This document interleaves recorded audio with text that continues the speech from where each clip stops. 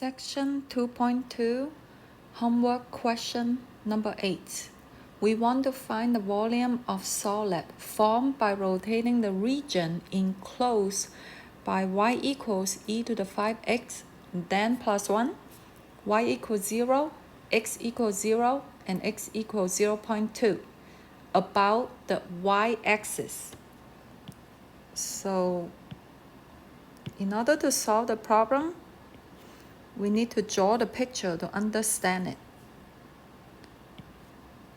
So first we graph the function y equals e to the 5x plus 1. When x equals 0,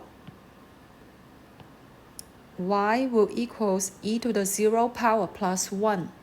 And you need to understand that is 1 plus 1, which is 2. So don't make that mistake. When x equals 0.2, y equals e to the first power plus 1. So y will equals e plus 1. So the point is right here. So those are the endpoints. And the function is from here to there.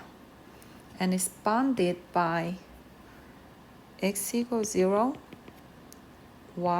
x equals 0.02, and y equals 0.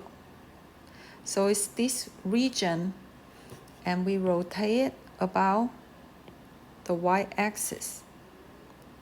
So if you're thinking about the disk method, you will realize R here to here is changing, but starting from here is constant. So there's a few ways to attack this problem.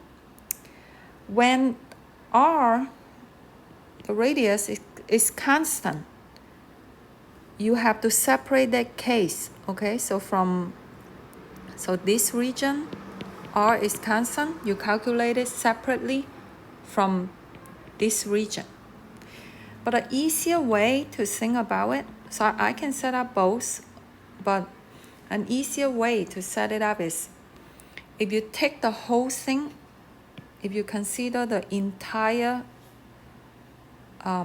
bigger region, right? So from here to there, we are having a cylinder, okay?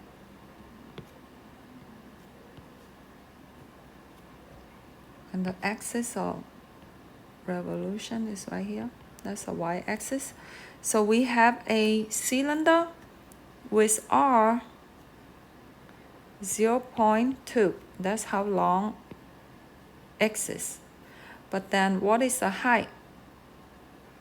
From 0 to e plus 1 is the height. So that is the entire solid. But we will take away here is something that is not inside the solid of revolution. So we will take away this piece. And then we will be able to solve our problem. And to calculate the volume of this piece should be easy because we do have the formula from the textbook. Volume, when you rotate about the y-axis, is pi from C to D, a function of y, then square because it's pi r squared dy, okay? That because the radius is changing, dy is the height. So in our case, we will have the entire solid, which is pi times 0.2, that's r, square, times the height, e plus 1. Then you subtract the volume of the inside solid. And what is the inside solid? Well, that volume will equals pi. What is C to D, right? So it's from 2 to e plus 1. G of y. So according to the textbook, it says bounded on top right here, g of y. So what is the g of y? So we have to solve for x in terms of y right here. you subtract 1 on both sides, so y subtract 1. Oh, maybe let me solve it here so it's easier for you to see. Y equals e to the 5x plus 1. You subtract 1 on both sides. Then you take the log, a natural log, right? ln of y minus 1 will equals 5x. Then you divide both sides by 5 to get x. So here you have ln of y minus 1.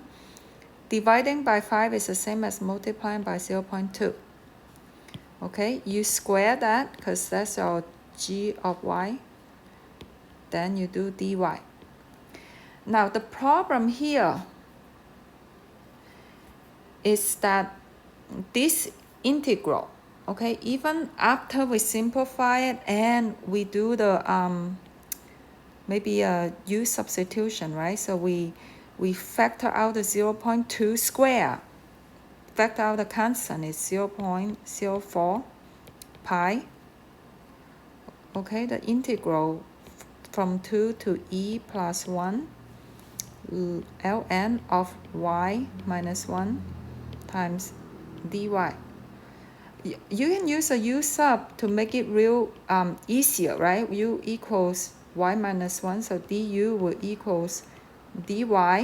But then you have to change limit of integration, right? So when y equals 2, u will equals 1. And when y equals e plus 1, u will equals e. Oh, I forgot the square right here. So you get 0.04 pi from 1 to e ln of u. You still have the square right here, du. So how do we solve this problem? There's two ways. One way is integration by part, which we will learn in a later chapter, and you will get the exact answer, which is e minus 2. That's the exact answer for that integral. However, we haven't learned it yet, so we have to go to what we already learned from calculus 1, which is numerical integration. And I want to bring this up is another reason is that in the real world, you may not be able to calculate the integral. Even if after we apply all the technique that we have learned, there are functions that are impossible to find its antiderivative algebraically. So we have to resort to numerical integration. So how we do that, I'm going to just review it real quick, and it's because it's not the focus of calculus 2, but you will have situation in the real world that must use numerical integration. So we have to understand our a equals 1 here, b equals e, and our function here, f of x, equals ln of x squared. Okay, so that is what we have. And I use this notation because it's consistent with the textbook on numerical integration. And we can use a midpoint rule. What it is that, okay, the integral from a to b f of x dx is approximately delta of x times f of x0, or c, because it's the midpoint, right? So c0 plus f of c1 all the way to the last midpoint, cn minus 1. So that's just basically that's the formula. So how do we do it? We must choose an n. Now n, you should choose n equals 8 or a bigger number. How do we choose an n? Again, we learn in calculus 1. we want to know our error. Okay, what is our error? What is the biggest error that we're willing to take? And if let's say it's 10 to the negative 6 power, you want to preserve 6 digits, then we will be able to calculate the error to calculate the n. Okay, so if you take n equals 8, you'll be able to get this answer very close to the exact answer, e minus 2. But for demonstration purposes, I'm just going to choose n equals 4 because it's easier for you to see. So I choose n equals 4. Then my delta of x is b minus a divided by n, so it's e minus 1 divided by 4. So I will have to write my interval. So it's from 1 to e, and I have n equals 4, so I have 3 points in the middle.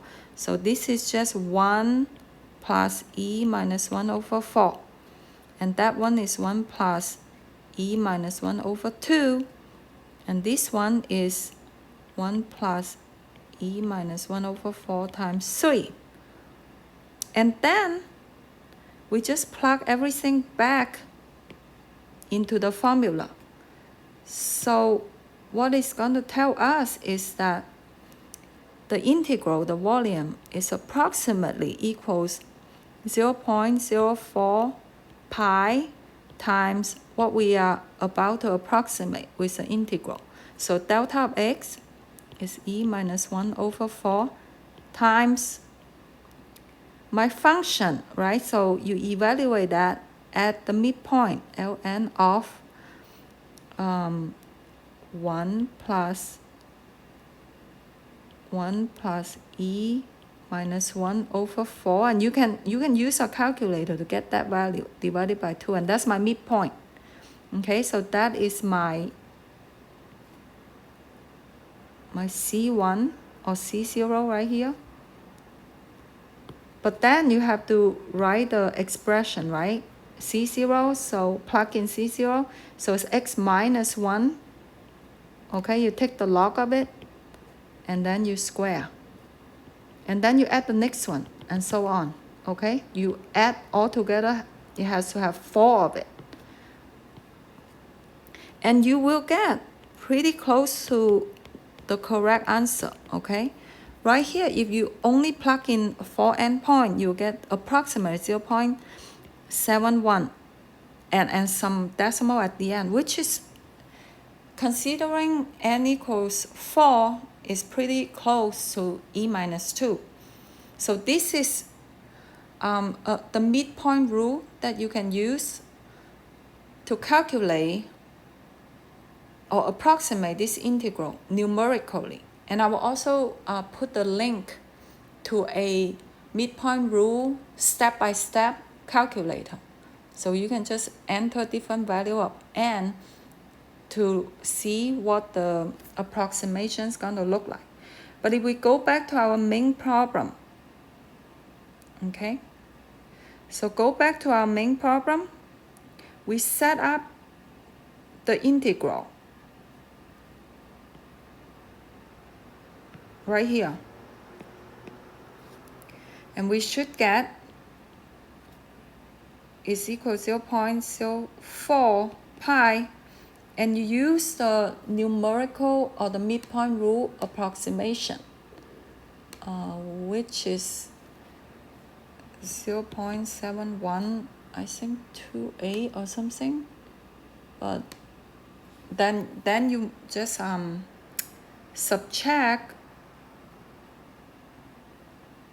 this one, so pi times 0.04 times e plus 1, subtract this number, pi times 0.04 times 0.71, and you will get approximately 0.3769911118. Okay, so you have to approximate this yourself. Okay, here you have to approximate to a good number of digits in order to get this final answer.